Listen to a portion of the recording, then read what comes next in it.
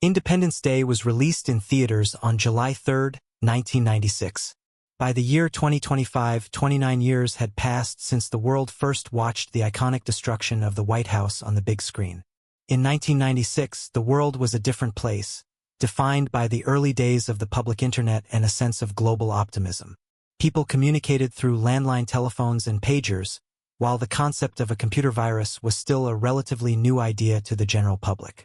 Today, in 2026, technology has advanced to a point that makes the film and oppos's science fiction look like a historical time capsule. Despite these changes, the film remains a landmark of summer cinema. The story follows a group of survivors who must band together to launch a last-ditch counterattack against a massive alien invasion on July 4th. In this documentary, we revisit the cast and see where they are today in 2026. Willard Christopher Smith Jr. was born on September 25, 1968, in Philadelphia, Pennsylvania, and was 27 years old when the film was released in 1996. In the film, he portrays Captain Stephen Hiller, a skilled and determined Marine Corps F/A-18 pilot who captures an alien and helps lead the final mission. Hiller is characterized by his bravery, charisma, and desire to join the space program to provide a better future for his family. Smith was cast after the director saw his performance in 6 Degrees of Separation, and he famously prepared for the role by spending time with real pilots at El Toro Marine Corps Air Station. During filming, a real-life thunderstorm once delayed production, which the crew joked was an actual alien arrival. Before this breakout role, Smith was primarily known as a Grammy-winning rapper and the star of the sitcom The Fresh Prince of Bel-Air.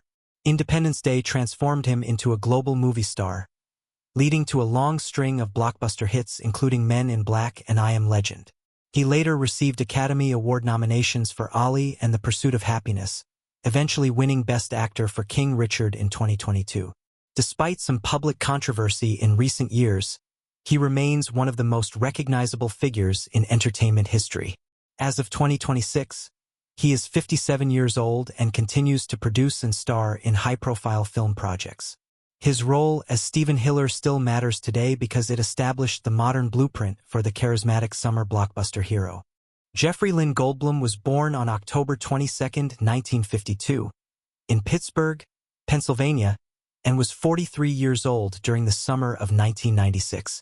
He plays David Levinson, an MIT-educated satellite technician who discovers the hidden countdown signal within the alien transmissions. David is a brilliant but unassuming man who cares deeply about the environment and eventually uses his technical skills to save humanity. Goldblum was cast specifically for his ability to make complex scientific dialogue sound natural and quirky. A notable behind-the-scenes fact is that Goldblum improvised many of his famous stuttering lines and nervous mannerisms to enhance David and Appo's intellectual persona. Before this film, he had already achieved significant fame for his roles in The Fly and the 1993 mega-hit Jurassic Park. Following the success of the Alien Invasion film, his career continued to flourish with appearances in various Wes Anderson films and a return to his role as Ian Malcolm in later Jurassic sequels. He is also an accomplished jazz pianist and frequently performs with his band, the Mildred Snitzer Orchestra. Goldblum has received an Academy Award nomination for a short film and a Primetime Emmy nomination for his guest work on television. In 2026, he is 73 years old and remains a beloved cultural icon known for his unique fashion sense and personality. His role still matters today as it proved that the brainy character could be just as much of a hero as the pilot or the soldier. William Pullman was born on December 17, 1953, in Hornell, New York, and was 42 years old when the film arrived in theaters. He portrays President Thomas J. Whitmore, a former Persian Gulf War pilot who must lead the nation and eventually the world through its darkest hour. Whitmore is a principled leader who struggles with low approval ratings before proving his worth during the global crisis. His iconic pre-battle speech was actually filmed in front of a simple hangar with a few dozen extras, yet it became one of the most famous monologues in cinema history. Pullman was a veteran of the stage and had appeared in films like Spaceballs and While You Were Sleeping before taking on the presidency. After 1996, he maintained a steady career in both film and television, starring in the cult classic Lost Highway, and the acclaimed series The Sinner. He has received several award nominations for his work on stage, including a Tony nomination for his performance in The Goat, or Who is Sylvia?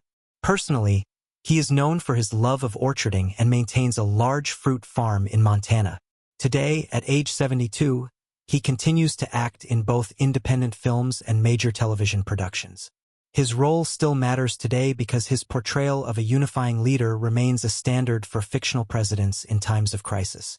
Mary Eileen McDonnell was born on April 28, 1952, in Wilkes-Barre, Pennsylvania, and was 44 years old during the film and Oppo's release. She plays First Lady Marilyn Whitmore, a dedicated public servant who is fatally injured during the initial alien attack on Los Angeles. Marilyn is depicted as the emotional anchor for the president and their daughter, and her death serves as a turning point for the president's resolve.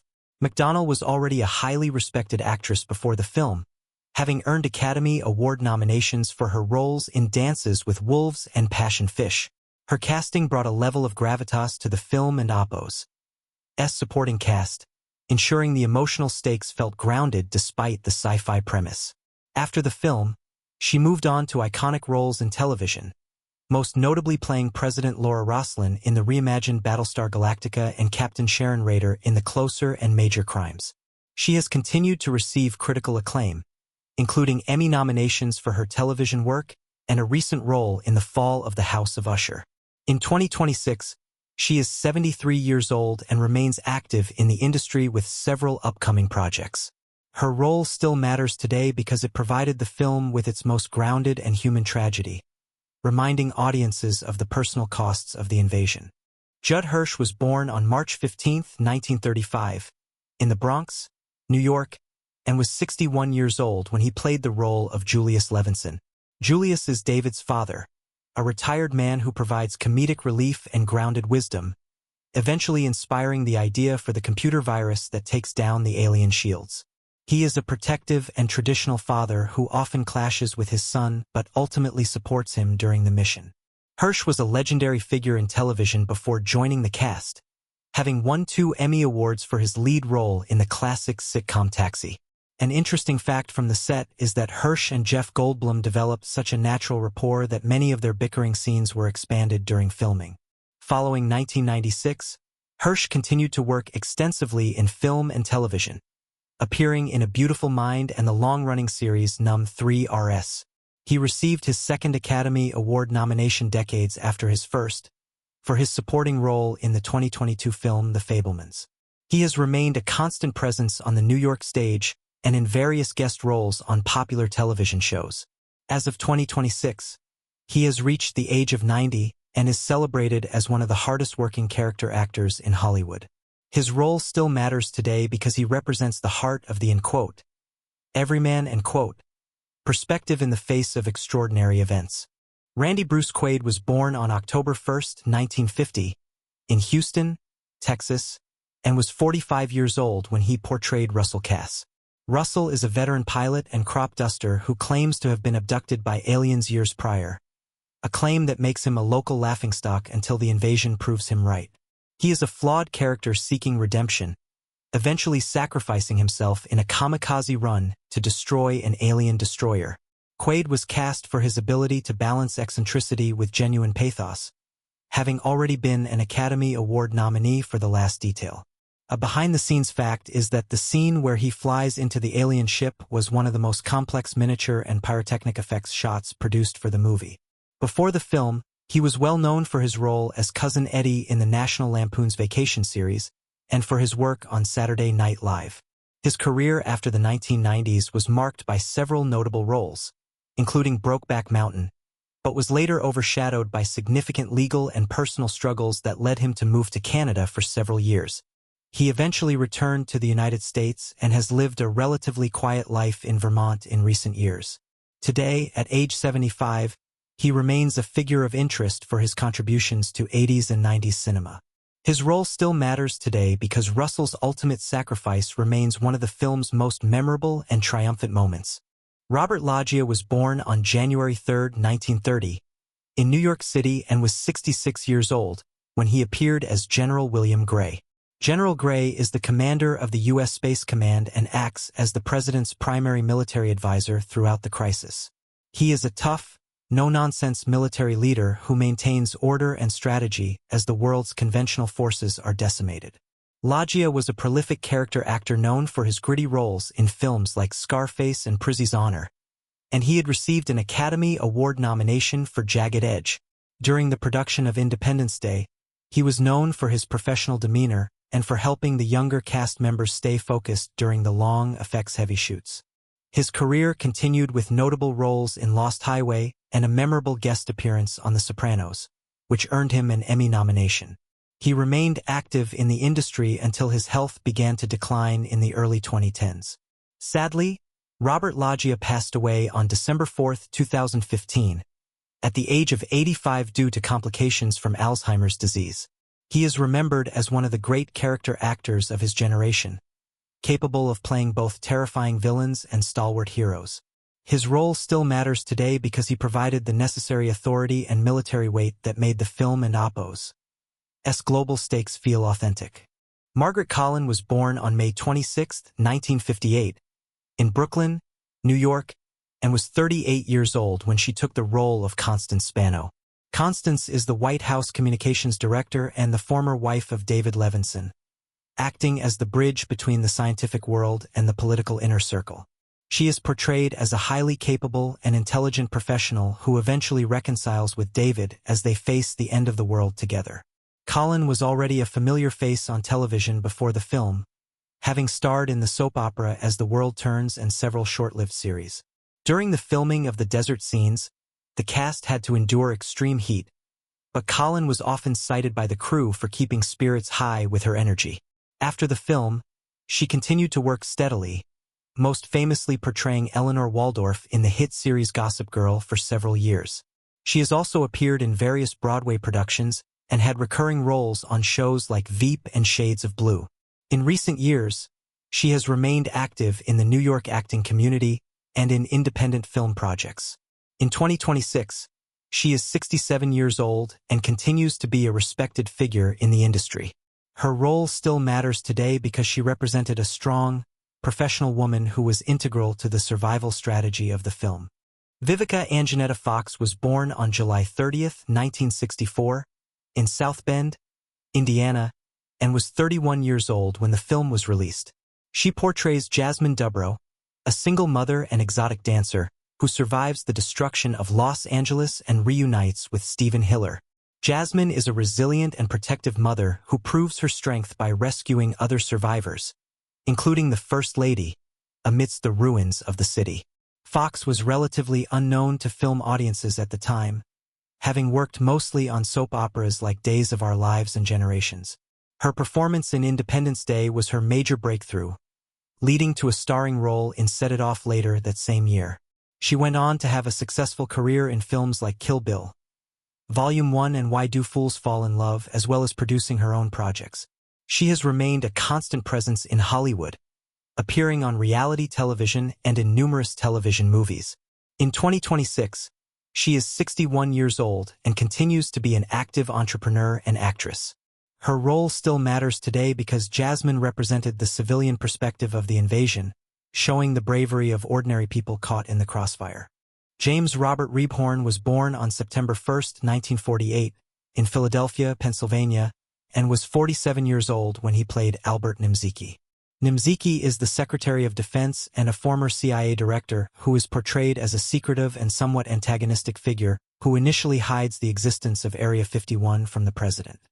He represents the bureaucratic and paranoid side of the government, eventually being fired by the president for his lack of transparency. Rebhorn was a prolific character actor who had appeared in over 100 films and television shows, often playing authority figures or, in quote, buttoned up in quote, professionals.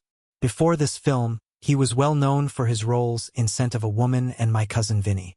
He continued his prolific career after 1996 with significant roles in The Game, Meet the Parents, and the television series Homeland. He was known in the industry as a dependable and kind professional who could make any scene better. James Rebhorn passed away on March 21, 2014, at the age of 65 after a long battle with melanoma. He wrote his own touching obituary shortly before his death, which was widely praised for its humility and grace. His role still matters today because he played the, in quote, human obstacle, in quote, perfectly, highlighting the need for honesty and unity during a global crisis. Harvey Forbes Fierstein was born on June 6, 1952, in Brooklyn, New York, and was 44 years old when he played Marty Gilbert. Marty is David Levinson's boss and friend at the cable company, a nervous and high-strung man who unfortunately does not survive the initial attack on New York City. Despite his brief screen time, Marty provides some of the film and Oppo's early humor and serves as a tragic reminder of the millions of lives lost in the first wave. Fierstein was already a legendary figure in the theater world, having won Tony Awards for both writing and starring in Torch Song Trilogy. He was known for his distinctive gravelly voice and his work as a playwright and LGBTQ+ activist. After the film, he continued his massive success on Broadway, winning another Tony for his role as Edna Turnblad in Hairspray. He has also voiced characters in animated films like Mulan and appeared in various television specials and live theater broadcasts. In 2025, he was awarded a Lifetime Achievement Tony Award for his immense contributions to the American theater. In 2026, at age 73, he continues to be a vital voice in the arts and lives in Connecticut. His role still matters today because his panicked exit from New York remains one of the film's most relatable and memorable character moments. Joseph Harry Fowler Connick Jr. was born on September 11, 1967, in New Orleans, Louisiana, and was 28 years old during the film and Oppo's release. He plays Captain Jimmy Wilder, Stephen Hiller and Oppo's best friend and wingman who is tragically killed during the first aerial dogfight with the alien attackers. Jimmy is a light-hearted and supportive friend who dreams of the same glory as Hiller, and his death provides Hiller with the personal motivation to take the fight to the enemy. Connick was primarily known as a Grammy-winning jazz musician and singer before transitioning into acting with roles in Memphis Belle and Little Man Tate. After the film, he continued to balance a highly successful music career with acting, starring in Hope Floats and the sitcom Will and Amp, Grace. He later served as a judge on American Idol and hosted his own daytime talk show, Harry. He has won multiple Emmy and Grammy Awards and has been nominated for Tony Awards for his work on Broadway. In 2026, he is 58 years old and remains a major figure in the music industry, frequently touring and releasing new albums. His role still matters today because Jimmy's friendship with Steve grounded the military aspect of the film in a genuine, likable human connection. As we look back from the year 2026, it is clear how much time has changed the lives of the people who brought this story to life.